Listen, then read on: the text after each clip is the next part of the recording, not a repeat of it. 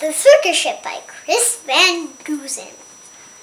5 miles off the coast of Maine and slightly overdue, a circus ship was steaming south with fog as thick as stew.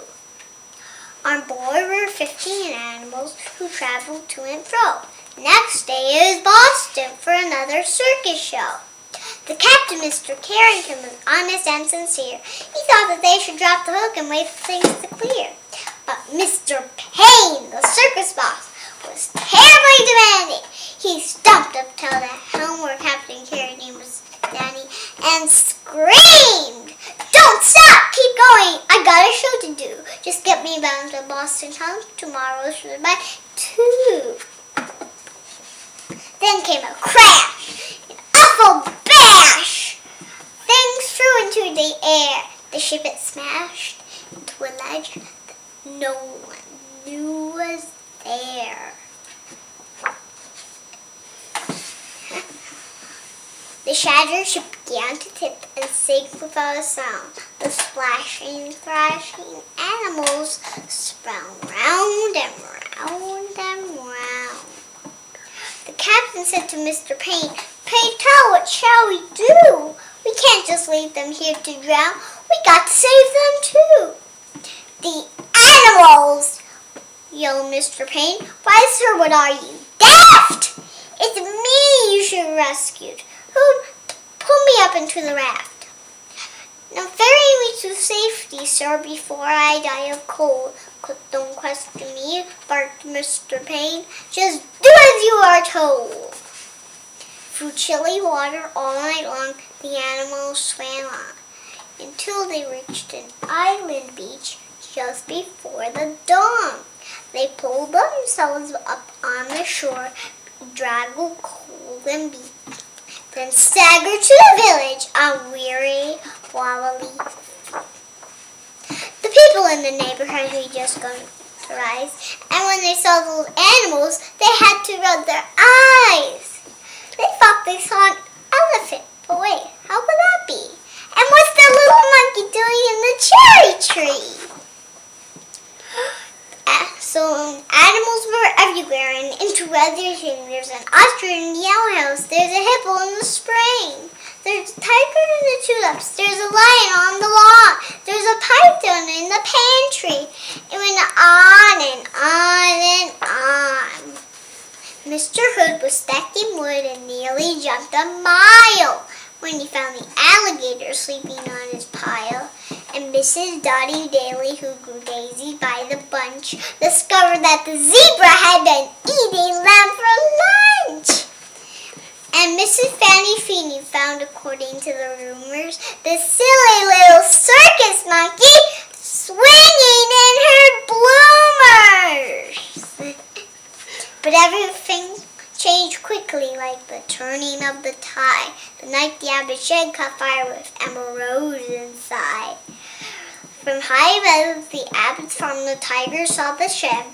The sight of smoke and fire triggered something in his head. He jumped through flames 1,000 times back in his circus days. So he ran past all the people and he leapt into the blaze.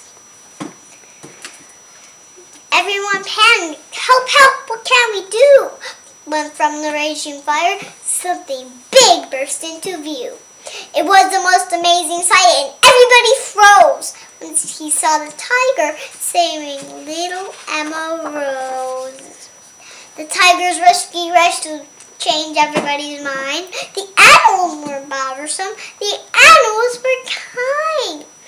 And so they lived together, side by side they got along. It didn't seem like anything could possibly go wrong. Then Little Red the messenger came running with the word. Apparently a circus ship had sung from up, he heard. "The animals are from that boat. They swam in from the bay. The greedy owner wants them back. He'll be here any day." So the people called a meeting and they quickly hatched a plan. No animal that came ashore would sail off in that man. Next day at the o'clock, the ship was at the pier, and up lane marched Mr. Payne, whose voice was loud and clear. I am the circus owner. My ship sank in the murk. I come to find my animals and put them back to work. He hiked until he came into the center of the town. His face was red. He scratched his head. He stood there with a frown. Mr. Payne looked high and low, but still he could see the 15 circus animals of his menagerie. He ran around the alleyways. He searched the village square.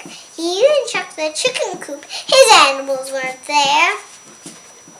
Mr. Payne was tuckered up. His heavy chest was heaving, and Little Red stepped up and said, I think your boat is leaving. He ran off in a fit of rage. His ship was leaving sight, so he jumped into a rowboat and he rowed with all his might. And from that day, they like to say their lives were free of pain. It was a happy, peaceful place upon that island in Maine. So the animals were disguised in the village. The alligator was pretending to be a brick, and the gorilla was pretending to be a man, and the camel was pretending to be a hay, and the giraffe was pretending to be a flag, and the hippo was pretending to be a rock, and the tiger was pretending to be a person, and then the bear was pretending to be an old man, and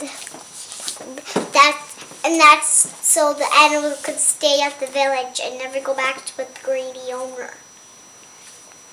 Bye. The Circus Ship by Chris Van Dusen.